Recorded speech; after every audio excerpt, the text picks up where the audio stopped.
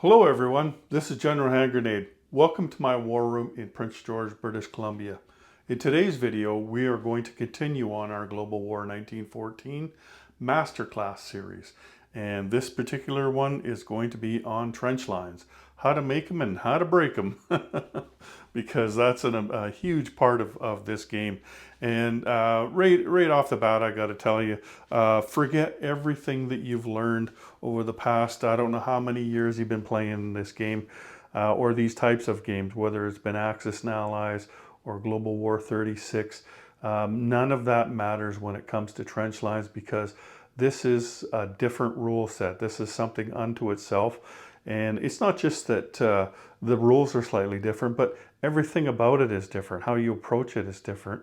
And, you know, like just one of the most important things about it is what casualties to lose, like what to take off.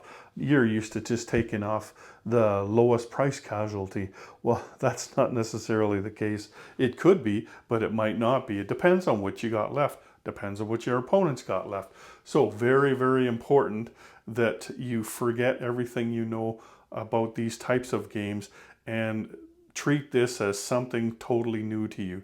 And for the people that have already played this game, that you'll know exactly what I'm talking about. There's a knack to it, isn't there? You can't just jump in and say, oh, okay, let's just play it like we always do. None of the strategies from Global War 36 work in this game because of how different it is. It's not just a political situation that's different, but trench lines really throw you for a loop. And so today we're going to talk about forming and defending a trench line, the kinds of things that you're going to need to break trench lines, and then we're going to talk about how to break a trench line, because this video series is not just about the rules, it's about going beyond the rules and learning how to actually play the game. So let's get into it. Now, the first thing that you need to know is that the most important thing in a trench line, and indeed in this game because of that, is your infantry class units, and most specifically just an infantry unit, regular infantry. So there's a French infantry, there's a German infantry. That's the staple of a trench line, because only those units can form a trench line. We've added in the most recent rule set that you could use the Austro-Hungarian elite unit in a trench line.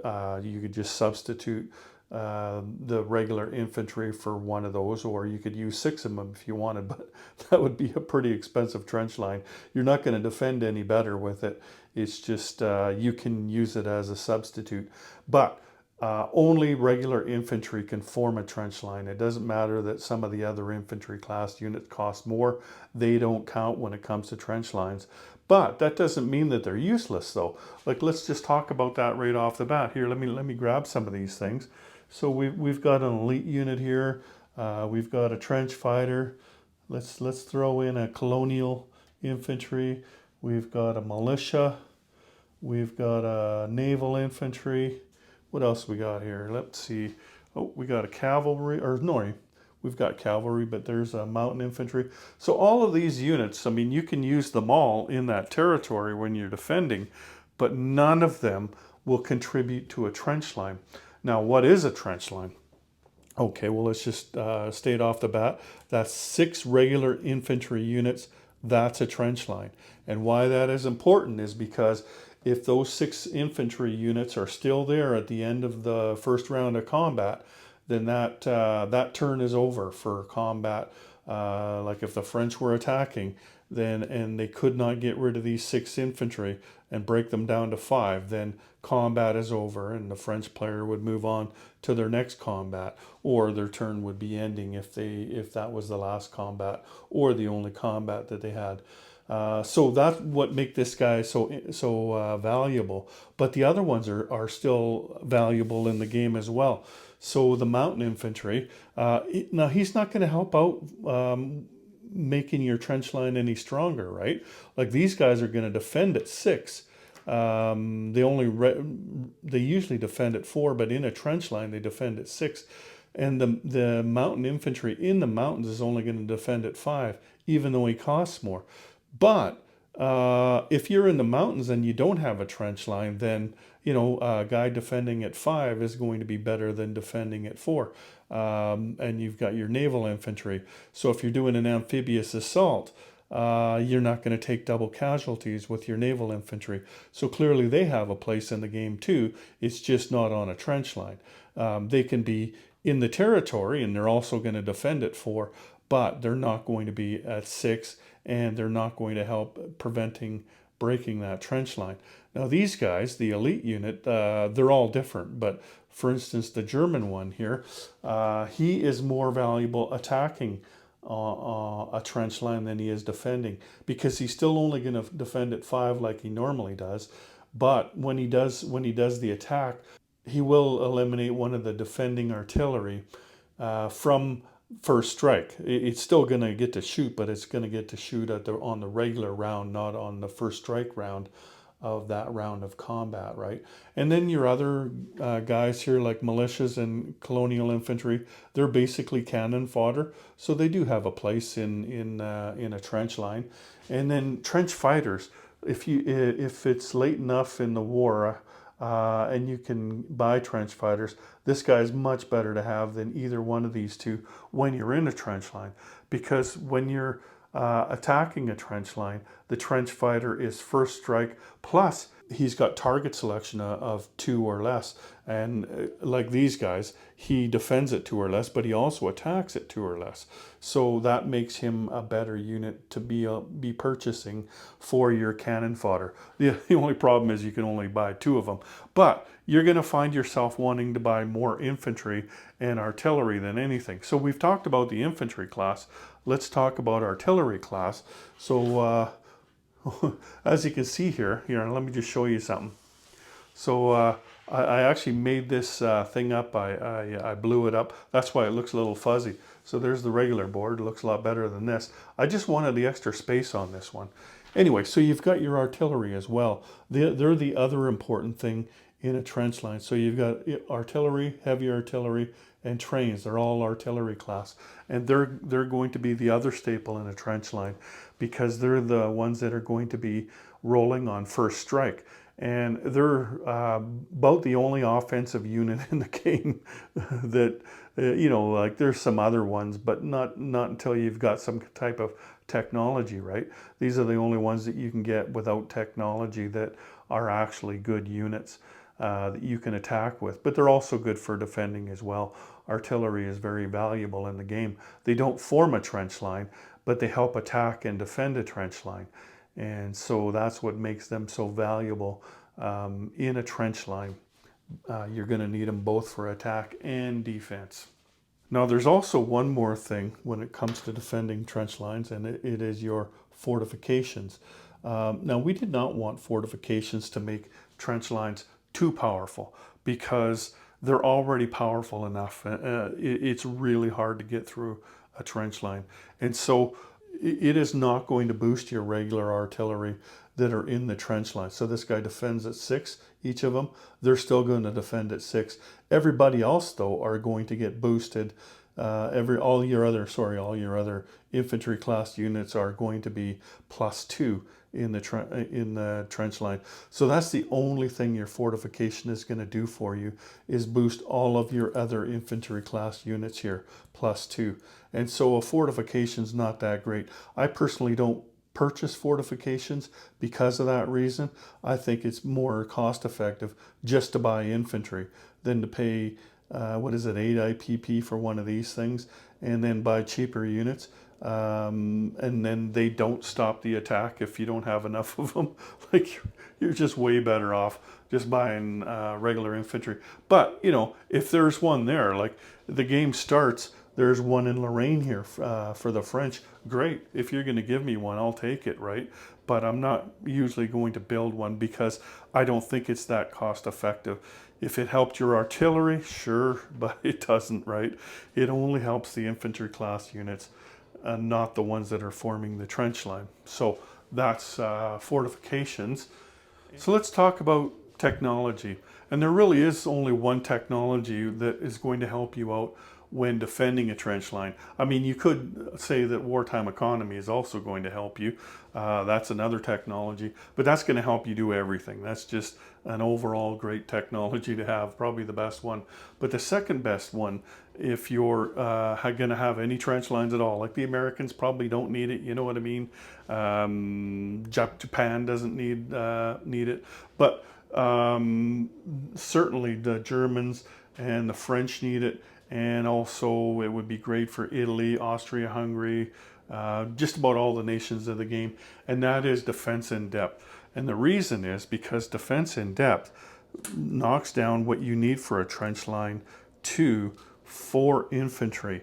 So that would form a trench line right there, 4 infantry instead of 6 infantry. Now that's a huge deal, because all you have to have left is 4 infantry to stop an attack. And you know, like there's that, you know, like just having only 4 infantry left, but there's also being able to get down to 4 infantry left so that you don't have to kill all of your artillery in order to get there. Like if you had to have 6 left, then you're going to lose 2 more artillery in order to maintain your trench line, right? And so 2 artillery is 10 IPP, 2 infantry is 6 IPP. So there's a difference of 4 IPP right there. The whole game is about numbers, right? And how you lose your casualties is huge in a trench line. And so this will help out those numbers, not just stopping an attack, but also in the numbers game when it comes to adding up the infantry versus artillery or other units in the trench line territory that you have there. On the other hand, when you're attacking, there is a number of different technologies that you can use. So the most important one probably, I mean, it depends on situations, but you've got your 3 different kinds of gas, right? Where are we here? I got another token. So you've got chlorine gas, and you've got phosgene gas, and you've got mustard gas. And I tell you, if you can be the first one to use that gas in the game, each particular gas, then you're doing great, because this boosts your artillery by 1, +1 for all of your artillery. So if you've got 6 artillery, instead of rolling at 4, you're rolling at 5. And if you're using it for the first time in a game, then the other guys, let's put some artillery down here. Now, they're not going to use their artillery on first strike. They're still going to get to roll their artillery, assuming it survives first strike, but they're not going to get to use it on first strike. So it's very powerful if you use that gas on the first time that it's used in a game. And these are the kind of things that it is important for you to be breaking a trench line, is trying to be the first one to use that gas. That's going to be a huge difference. See, it's not so much when you've just got 6 artillery there, but what if you have 16 artillery there? Well, that's going to make a difference, right? You know, especially if the other guy's got, let's say, 14 artillery instead of 4.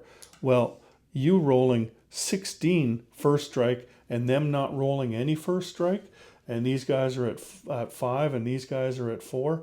I mean, those are the kind of things that you need to be looking for when it comes to breaking a trench line, is getting any type of advantage whatsoever, because the defense has the advantage in this game, and especially in a trench line. So any little advantage that you can get is what you need to make any progress in this game. And that's one of the best ones that you can get, is using gas, but especially using gas for the first time in a game. And then, like if you're using mustard gas, for instance, like this only helps you on the first round of combat. If you can get to the second round of combat, then you can use that mustard gas both in the first and the second round.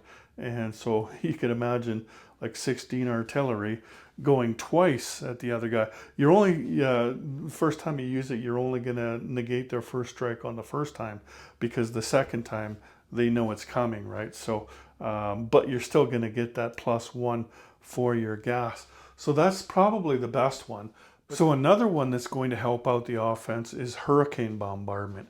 So here we have 6 artillery here. Now if you have at least 6 artillery after that first round of combat, even if the other guys have a trench line like these guys do, they've got 6 infantry there. Even if that's the case, you can still go for a second round because you have hurricane bombardment technology and you have 6 or more artillery. So that's going to be another thing that can be an advantage to you. Of course, it's not an advantage if you had it like this. I haven't taken their artillery off, but let's take off those 10 artillery. Now it's an advantage. Going 2 rounds against that would be a little more like suicide, right? But that's actually a pretty good attack right there if you're using hurricane bombardment. And then another one is counter battery fire. Now that's not really about attacking a trench line, but attrition is important in this game. Like if you decide, okay, I'm not going to go after this guy this turn, you don't want your artillery just sitting there. So you can roll an attrition attack against the defender, and regular artillery is only going to roll at a 1, so there's not a great chance of hitting it. Heavy artillery, they're going to roll at a 2. Trains, they're also going to roll at a 1. Now if you have counter battery fire, well, that means that if you got attacked by an attrition attack, then you get to return fire with your artillery, and your artillery will target their artillery. It's not just, they can't just pick whatever they want. They have to pick an artillery for a casualty. So if you've got that technology, well, now having a whole bunch of artillery, like, why would you do an attrition attack into this territory when you know that guy has counter battery fire? So that matters when you have a trench line as well, when you're trying to knock down stuff in a turn where there isn't going to be an attack. Another thing that is going to make a difference is if you have a tank in there. So for every tank that you have, that's going to reduce the number of infantry that the other guys have for their trench line. So because these guys have 1 tank in there, well, now you need 7 infantry to form a trench line over here. And because this tank is here and they've only got 6, well, that's not a trench line anymore. So you can continue your attack for another round, and then possibly another round after that, if you choose to keep going, right? So those are the technologies that you can develop that are going to help in a trench line situation, whether you're attacking or defending. And those are something that you're going to want to use too, because like I said, it's really difficult to attack a trench line, and you're looking for any little advantage you can get, whether you're on offense or defense. So as far as how other units affect what's going on in the trench line, everything has its purpose. Like, let's say we have cavalry. What else do we have? There's balloons, and there's zeppelins, and there's fighters. So all of these things are going to help out. So your balloons, your zeppelins, and your fighters are all going to boost each an artillery 1-to-1. So if you're not using gas, then it is nice to be able to use these. And also, gas is something that you're only going to use on an attack, right? You can't defend with gas. So let's say you have that gas there, but these guys have a fighter and a balloon. So that's going to boost 2 of their artillery. Whereas, these guys have got all their artillery boosted by the gas. That means that they're not going to use the balloon and the zeppelin to boost, and they're probably going to use the fighter for a different purpose, depending on what year it is and what type of fighter you have, because the longer you progress in the game, the more powerful a fighter is. So he could either be attacking this other fighter in a dogfight, or maybe he's got ground strike so he can actually shoot at the units on the ground.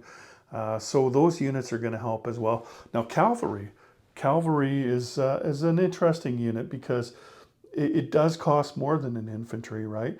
But assuming that you're not going into terrain, at least he's going to attack at a 3. You're looking for any type of advantage, like I said, and attacking at a 3 is better than attacking at a 2, isn't it? Let's see, what else do we have here? Oh, we have an armored car. Let's get the British in here. So if you're attacking with an armored car, now the good thing about these guys is that they also have target selection, but the target selection is only one. Like they're not as good as say this guy here, where his target selection is 2, the trench fighter, but these guys do attack at 3 or less.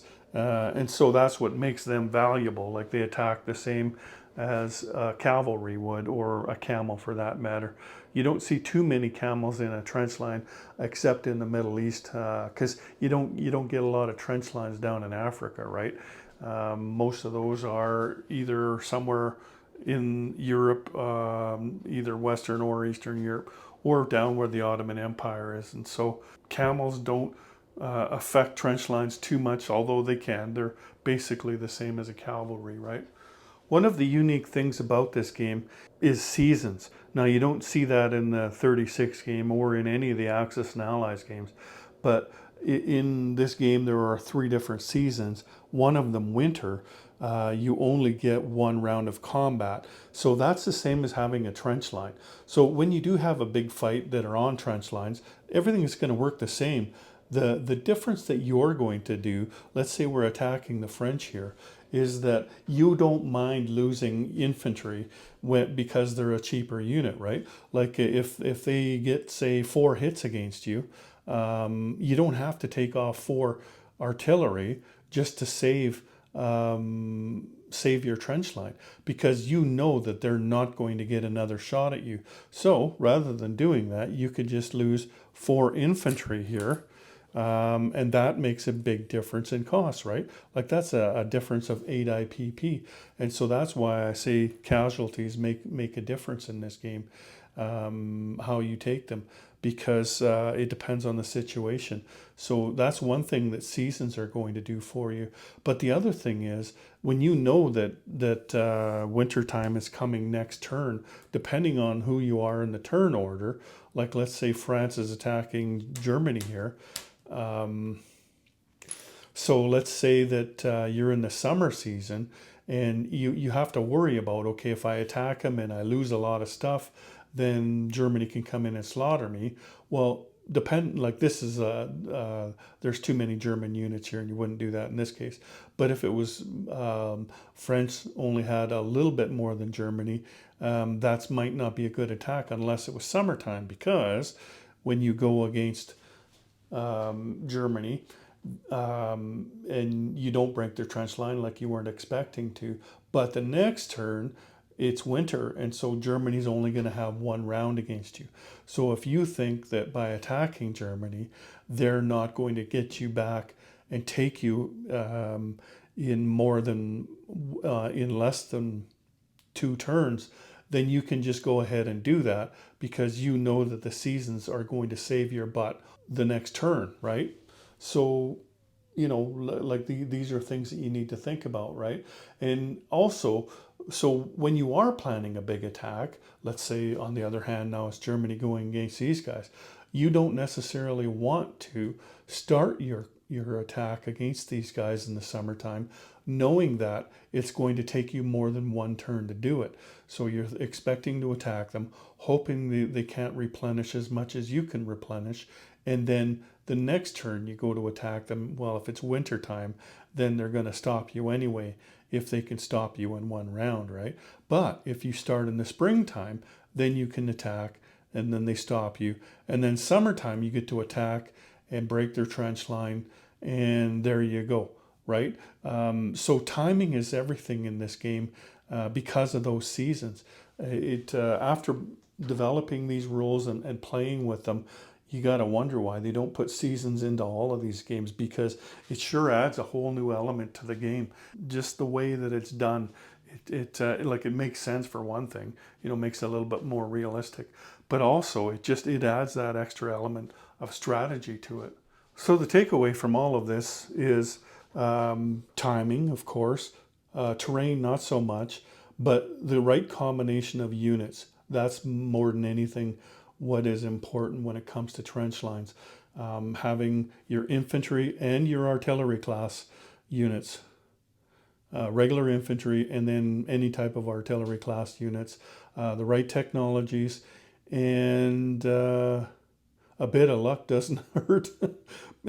You have to expect losses. You have to expect that you're probably going to lose more units than the defense is going to lose, and so you have to factor that in. You gotta know that you have to keep attacking. I mean, there is a such thing as a mandatory offensive on the Western Front here anyway, but that doesn't mean this is the only place that you're going to see trench lines. Like you have to do that. If you get it down to where each side has 30 infantry, then you're probably not getting through there for the rest of the game. Something extraordinary is going to happen for you to be able to get through there, or for them to be able to get through there. But if you keep attacking, and if they keep attacking, then you keep those trench lines down to 10, 12 infantry and about the same amount of artillery, then it is possible to get through the trench line. But you just have to keep trying. You can't just sit there and do nothing, especially if you're losing the game.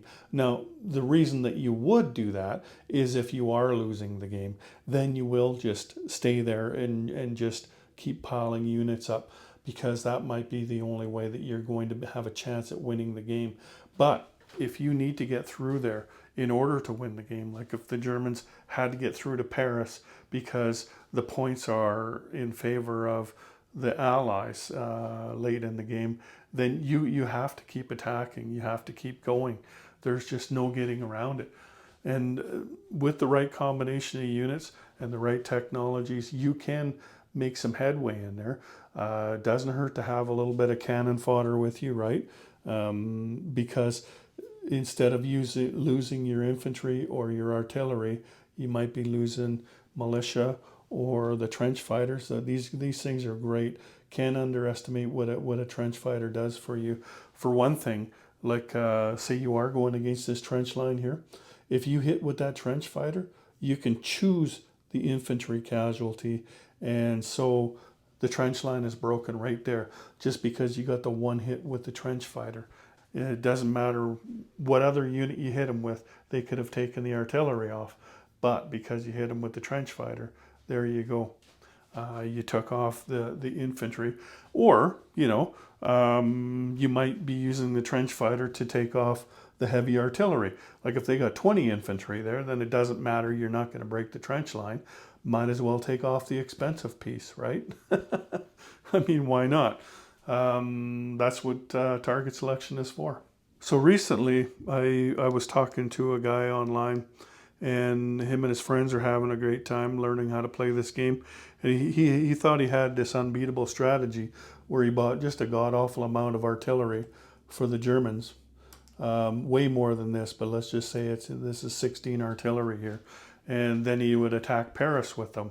And there was just no stopping him, or so he thought. So that's pretty easy to defend. Well, let's see. So on France's turn, doesn't cost him anything. All they have to do is damage this railway. These artillery can't get in there. So, I'm not going to damage my railway if you've got 2 artillery. But if you've got 16 of them, all I need to do is damage that railway and you're never getting in there, because the Germans can repair this railway, but not until the end of their turn. You pay for it at the beginning of your turn in the purchase units phase, and then you repair things at the end of your turn, whether it's a factory or a railway or a base or whatever, right? So they have to pay money to repair that railway, and this comes off, and then it's the French turn again, and the French damage that railway again. See what I mean? So don't think that just buying a shit ton of trains is going to do it. Trains have a great use in this game, but buying a bunch of them that just isn't going to work if the player that you're playing against has any sense at all about how to stop things like that. It's pretty easy. It doesn't even cost you anything. You just simply put a marker down. Now, as far as doing this, like let's say that this is where the line is right now. Well, you can defend that just as easily because, like I said, it doesn't cost you anything, right? So you would just need to damage all the rail lines. You damage that one, damage this one. Let's assume that the Germans have taken Belgium and Netherlands and Picardy, and they could just go around. Well, you could damage that one. I mean, you could damage this one, this one, this one. You could damage all of them for free. You could damage all of them at once.